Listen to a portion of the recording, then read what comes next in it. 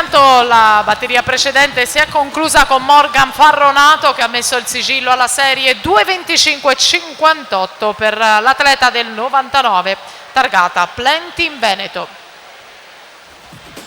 Sono in acqua le atlete della serie numero 2, andiamo a dare il saluto alle protagoniste della prima serie.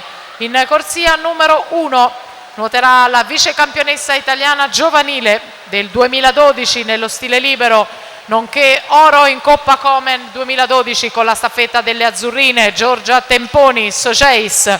Corsia 2 Elisa Vidal, Plenty in Veneto. In corsia numero 3 per il team Italia è la medaglia di bronzo dei campionati italiani giovanili 2013 in questa specialità, Mirea Calabria. In corsia numero 4 l'abbiamo già conosciuta agli ultimi giovanili di Riccione, 2 volte bronzo, 50 e 100 dorso, lei che ha vinto la Coppa Komen nel 2012, sempre nella specialità del dorso con la nazionale giovanile Maria Chiara Girardi, 2001 team.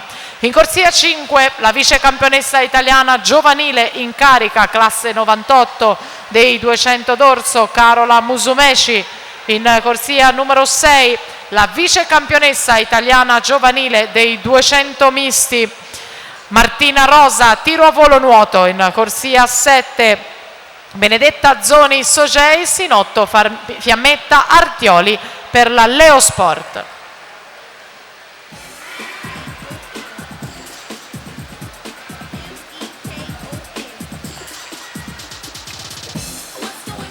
Tanto l'epilogo anche della serie numero 2 con Carlotta Tassotti, 2:25:28, 3 decimi inferiori, 3 decimi meno rispetto alla Farronato che aveva vinto la batteria precedente. Dunque Carlotta Tassotti 2:25